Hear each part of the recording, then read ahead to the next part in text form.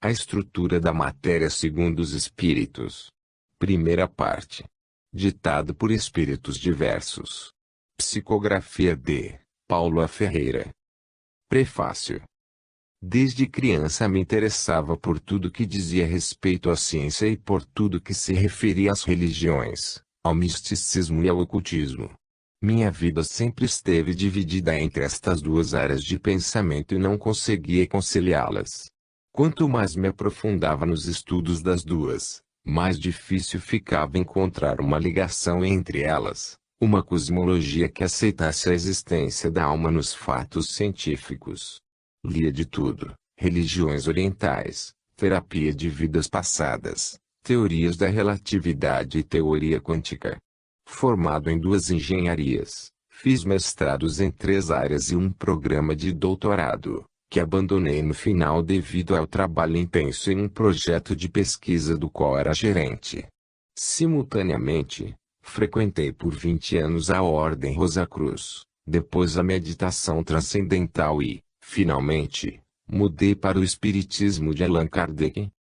Todos aqueles estudos foram interrompidos com o falecimento de meu filho Alexandre, em condições trágicas, o que me trouxe um sofrimento que poucas pessoas conseguem entender.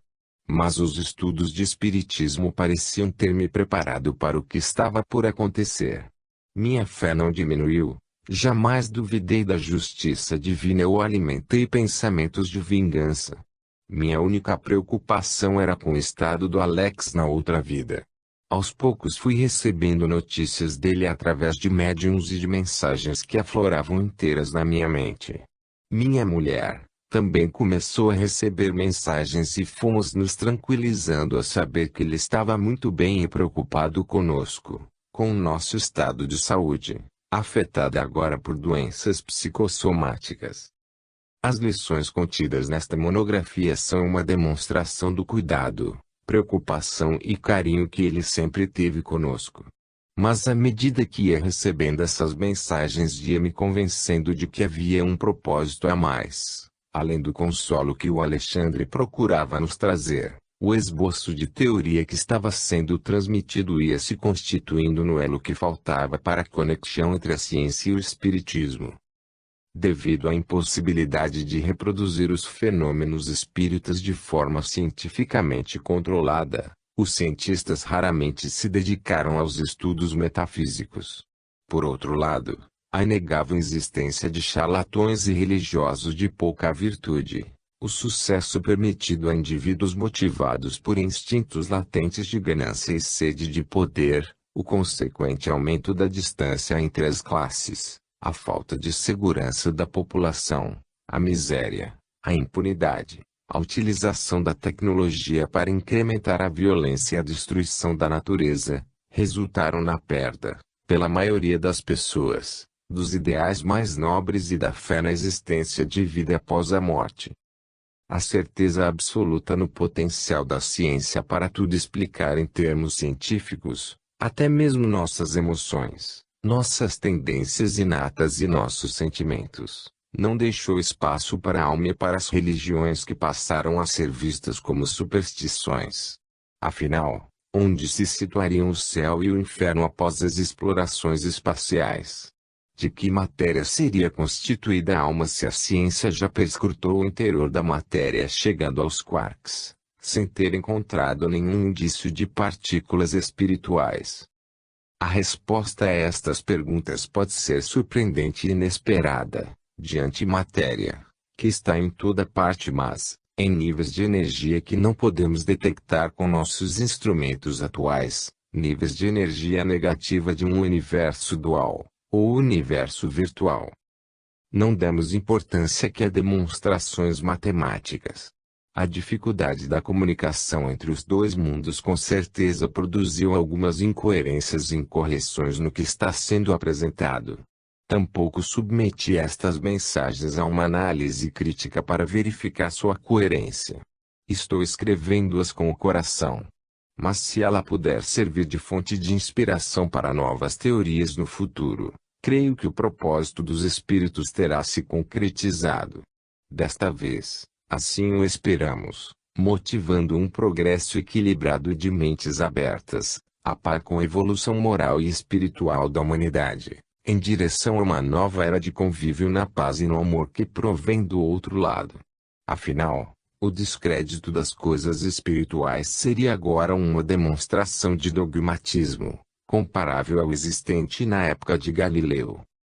Este livro é uma reedição do livro A Estrutura da Matéria segundo os Espíritos, numa tentativa de tornar mais acessível aos leitores os conceitos científicos ali emitidos, que requerem noções de física moderna que não é de se esperar da maioria dos espíritas brasileiros. O que fizemos foi acrescentar, antes de cada mensagem, uma explicação preliminar daquilo que a ciência e o espiritismo aceitam atualmente e, depois de cada mensagem, um resumo do que foi revelado como novidade pelos espíritos. Sabemos que isso será suficiente apenas para os espíritas com certo nível de conhecimentos nesta área e, por isso já estamos trabalhando em um novo livro, de leitura mais amena, dirigido aos espíritas em geral. As duas mensagens iniciais abaixo ilustram, por si só, como foi iniciada esta monografia. Na primeira mensagem é dada uma noção geral dos campos fundamentais e de como o perispírito se encaixa nestes conceitos. Iniciaremos com um apanhado do que nos dizem a física e o espiritismo sobre estes dois assuntos e depois daremos as mensagens como foram recebidas. O que nos dizem a física e o espiritismo atuais? Todos nós sabemos intuitivamente o que é força. De uma forma simplificada, que não é mais correta por já ter sido ultrapassada por conceitos mais modernos, a física nos mostra que as substâncias são compostas por átomos que possuem elétrons que giram em volta de um núcleo central formado por prótons e nêutrons. Mostra ainda que na natureza existem 4 tipos de força: a eletromagnética, que está presente nos fenômenos elétricos e magnéticos; a gravitacional, responsável pelo peso das coisas; a forte, responsável pela união dos prótons no núcleo atômico; e a fraca, presente nos fenômenos de emissão de elétrons pelo núcleo atômico. Bem, para cada força a física associa um campo que é um conceito abstrato criado para explicar como essas forças atuam à distância. O conceito de éter em repouso, em voga no século passado, foi substituído pelo de campo que não teria uma estrutura mas que possui sempre uma partícula associada. Mas isto já seria mais complicado de explicar neste livro porque a física trabalha com conceitos muito precisos que precisam ser aprendidos com detalhe antes de serem usados. É como o aprendizado de uma linguagem onde cada palavra deve ser memorizada com seu significado. A física estuda apenas aquilo que pode ser reproduzido, estabelecendo e quantificando as leis que governam essas 4 forças. Portanto, a física não estuda a mente, o amor divino e os fenômenos espíritas. O espiritismo estuda os fenômenos espíritas, e as leis morais, procurando esclarecer de onde viemos e para onde vamos após a morte do corpo físico. Seus fenômenos não são reprodutíveis à vontade em laboratório porque envolvem a participação dos espíritos, que somos nós mesmos após a morte e sede de nossa inteligência e personalidade enquanto encarnados. Pelo contrário, a presença de descrentes e zombeteiros durante as manifestações dos espíritos tende a afastá-los, dificultando ou impedindo a realização dos fenômenos. Para os espíritas, o homem na Terra é constituído de corpo e alma, sendo a alma definida como espírito quando encarnado. A alma ou o espírito são constituídos do espírito propriamente dito e do perispírito. Neste livro, para evitar que quando falarmos de espíritos não espíritas fiquem sem saber se estamos falando do espírito ou do núcleo do espírito, chamaremos esse núcleo de alma, vide referência 6 no capítulo 1, do holograma, e quando o espírito estiver no corpo, o chamaremos de espírito encarnado. Portanto, daqui por diante, o espírito é formado de perispírito e alma. Mas, de que são formados o perispírito e a alma? De acordo com o Livro dos Espíritos, o perispírito é um envoltório fluídico semimaterial e a alma uma centelha divina. Na Gênese, Cap 14, podemos ver que os fluidos ainda são considerados matéria. A qualificação de fluidos espirituais não é rigorosamente exata, uma vez que, em definitivo, é sempre da matéria mais ou menos quintessenciada. Não há de realmente espiritual senão a alma ou princípio inteligente. São assim designados por comparação, e em razão, sobretudo, de sua afinidade com os espíritos. Pode-se dizer que são a matéria do mundo espiritual, é por isso que são chamados de fluidos espirituais. Em alguns livros recentes nos é dito que o perispírito é formado de antimatéria.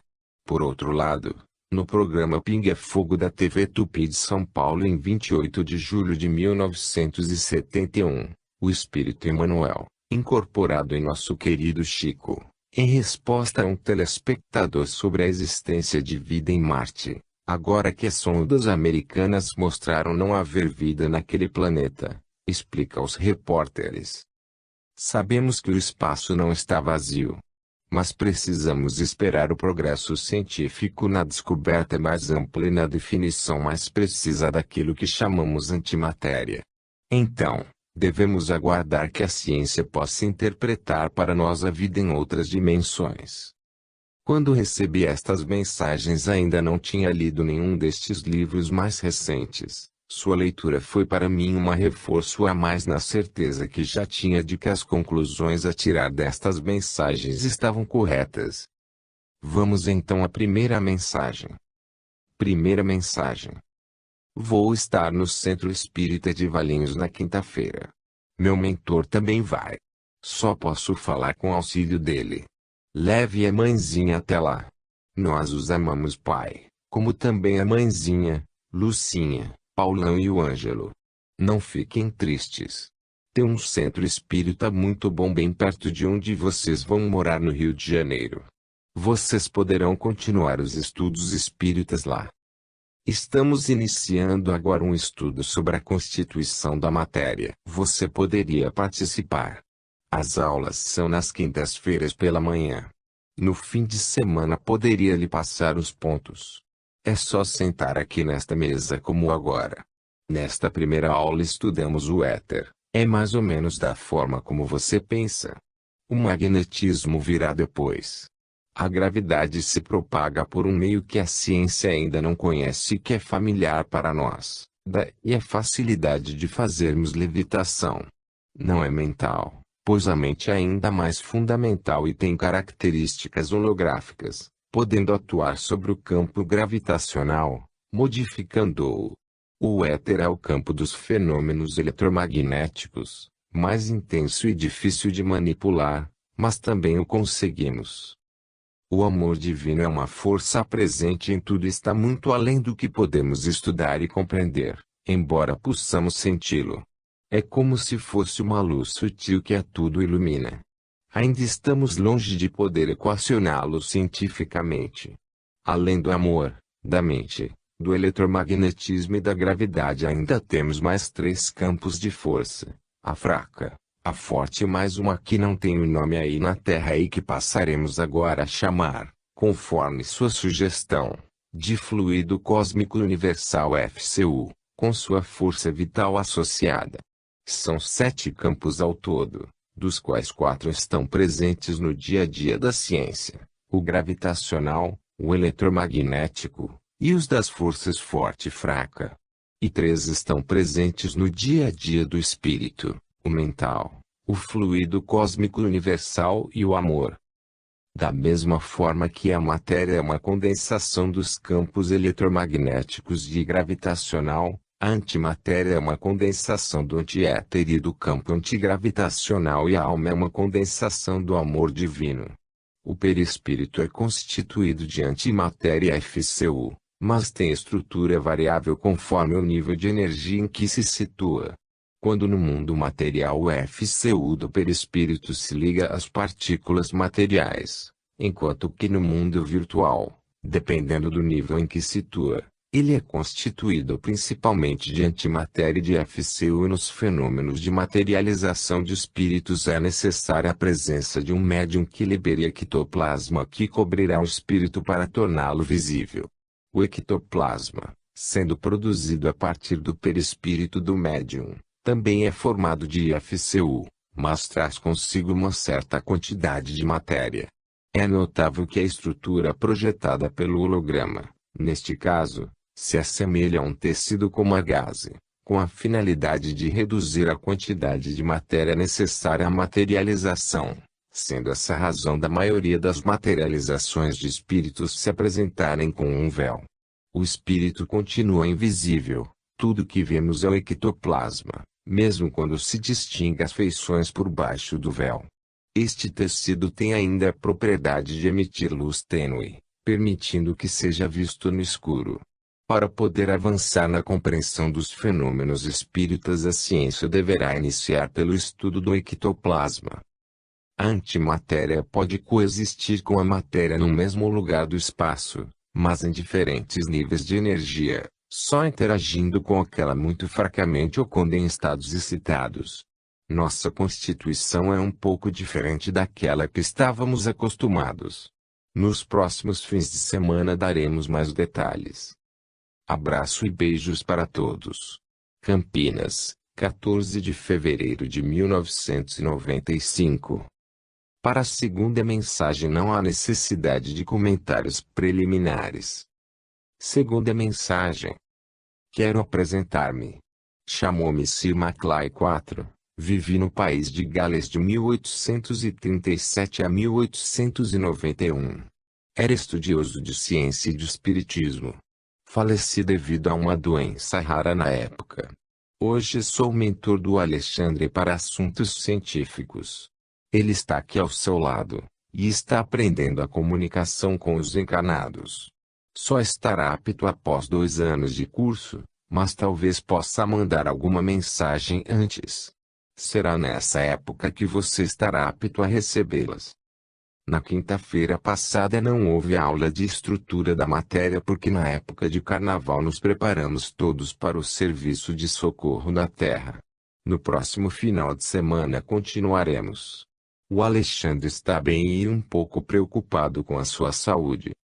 Seu problema está no perispírito e será necessário sua reforma íntima imediata. Estaremos ajudando. Tenha confiança em Deus. Por que se amofinar e se preocupar tanto? Não há mais tempo para ficar com essas coisas. Mude já. Ame Paizinho. Campinas, 1º de março de 1995. Resumo das 2 primeiras mensagens. Nestas 2 mensagens iniciais foram mostradas a existência de 7 campos fundamentais: o gravitacional, o eletromagnético, o das forças forte e fraca, o mental, o FCU e o amor divino, em contraste com os 4 campos fundamentais da física. O campo eletromagnético foi chamado de éter, porém, como veremos, esse éter não é o mesmo do século passado, não estando em conflito com a ciência atual. Foi dito que o perispírito é constituído de FCU e de antimatéria que, como veremos adiante, devido à sua baixa densidade nas proximidades da Terra, se comporta como um fluido semimaterial. O fluido cósmico universal FCU, com sua força vital associada, é outro dos 7 campos de importância fundamental em nossos estudos. O ectoplasma também é formado de FCU e, nas materializações, se assemelha a um tecido como filó. Deve ser entendido que o termo materialização aqui não significa criação de matéria, mas revestimento de corpos espirituais pelo ectoplasma, dando a ilusão de um corpo material. A materialização permanente seria realizada pelo transporte de corpos materiais de outro local remoto, por efeito túnel, ou de transporte de átomos ou pedaços de matéria para a montagem do corpo no local. Introdução. A física de hoje está em dificuldade para encontrar uma teoria correta do campo unificado porque tem se fixado em alguns princípios que se tornaram a causa do impedimento de maiores avanços. Um destes princípios inabaláveis é da atração entre cargas elétricas de sinais opostos. Carga elétrica positiva atrai a carga elétrica negativa e vice-versa. E repulsão entre cargas de mesmo sinal. Cargas positivas se repelem entre si e o mesmo ocorre com as cargas negativas. Outro é o da existência de apenas um tipo de massa quando na verdade podemos pensar em massas positivas e negativas, com energias positivas e negativas. Conforme veremos, a inclusão nas leis da física da massa negativa e a adoção da lei de atração das cargas elétricas de mesmo sinal trará uma nova visão do universo que permitirá abrigar toda uma série de fenômenos hoje excluídos pela ciência como os parapsicológicos, espirituais, mentais e mesmo físicos, que terão agora uma nova base em que estruturar o desenvolvimento das novas teorias. O conceito de campo difundiu-se e todas as ciências o utilizam agora como, por exemplo, o campo mental ou da energia psi para a psicologia, e o campo da bioenergia ou energia vital da psicologia moderna. No Espiritismo temos o conceito do fluido cósmico universal que é o campo no qual se estruturam os fenômenos espirituais. Neste livro pretendemos mostrar, conceitualmente, como todos os conceitos acima podem conviver, formando assim uma base para o futuro desenvolvimento científico nessas diversas áreas de pensamento e abrindo à física clássica novas vias de progresso teórico. Mostraremos também como a antimatéria pode coexistir com a matéria dando uma nova dimensão aos fenômenos físicos e espirituais. A lei de que cargas elétricas opostas se atraem de mesmo sinal se repelem é substituída pela lei dos semelhantes, muito mais antiga, trazida para nós de um passado distante pela tradição. Lei dos semelhantes. Semelhante é atrair semelhante de semelhantes se repelem. Portanto, aqui neste estudo, uma carga elétrica positiva atrai e é atraída por outra carga elétrica positiva e é repelida por outra carga elétrica negativa.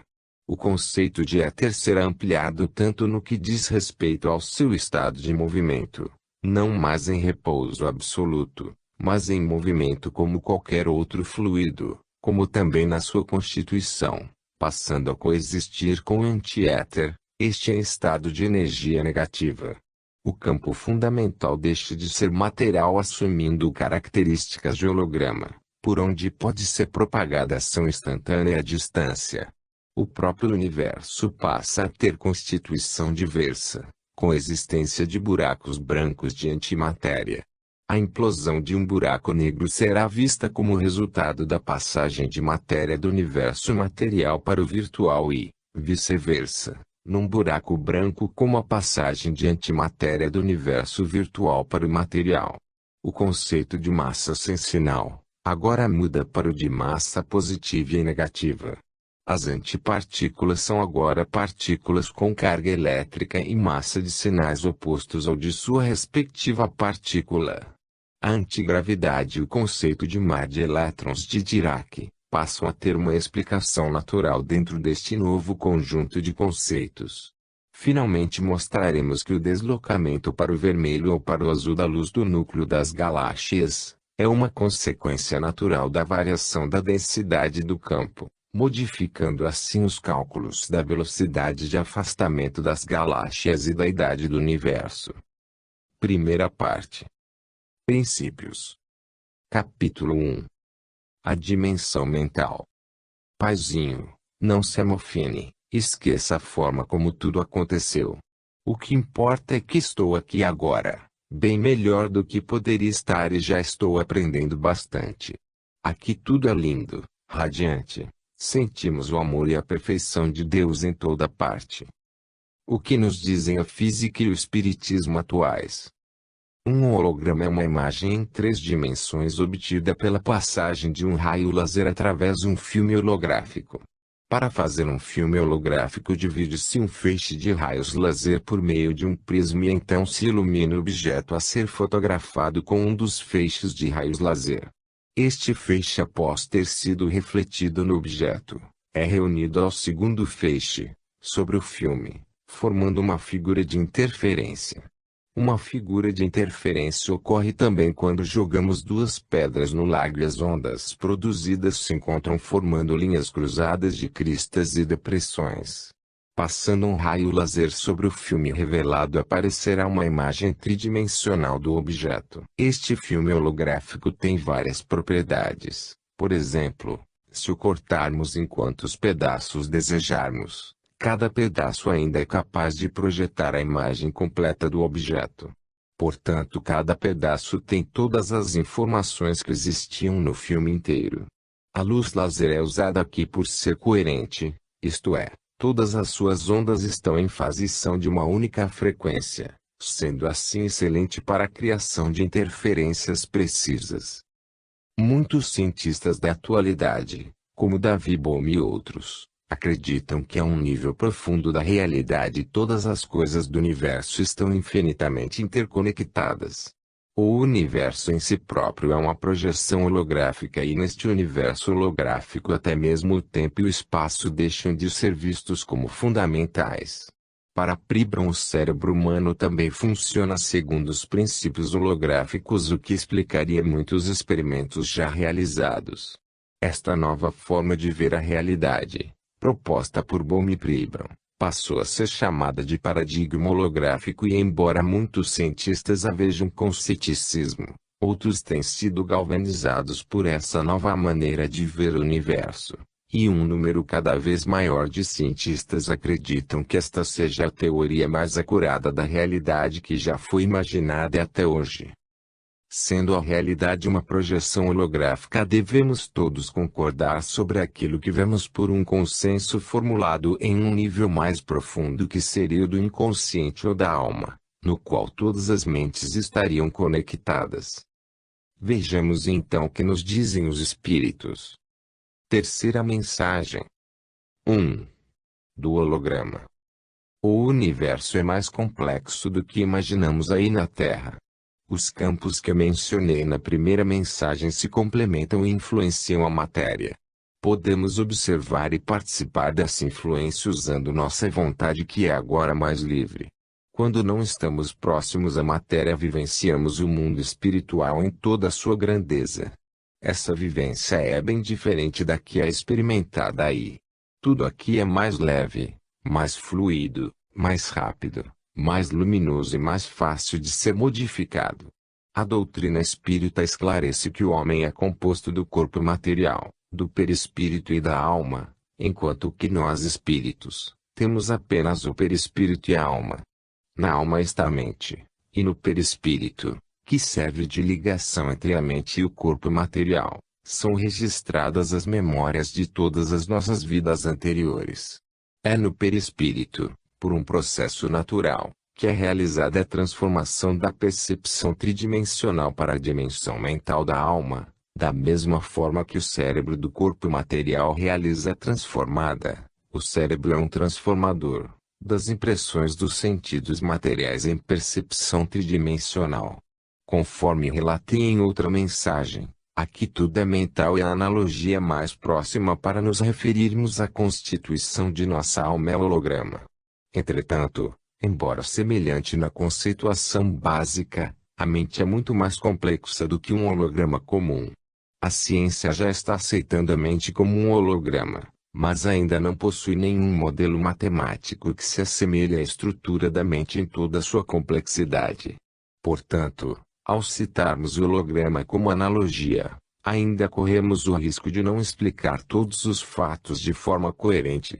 Mas sendo o único modelo que se aproxima, vamos tentar usá-lo para uma introdução ao assunto. Cada partícula material, cada partícula de um corpo espiritual, está presente em todos os pontos do holograma da mente universal. Como no holograma, cada ponto da mente possui todas as informações do universo, com a diferença que a estrutura da mente não é rígida. Uma pequena modificação em um ponto da mente se revela em todos os pontos dessa estrutura. Como o holograma não ocupa lugar no espaço, por estar em uma dimensão diferente, essas modificações podem ser detectadas em pontos distantes do universo. Decorrida e aparente ação-distância, com velocidade infinita, como na interpretação de Copenhague de que a ciência está agora se dando conta. Para nós o espaço e o tempo são mera ilusão, pois o registro de todas as partículas de matéria estão em todos os pontos do holograma, e qualquer ação entre duas partículas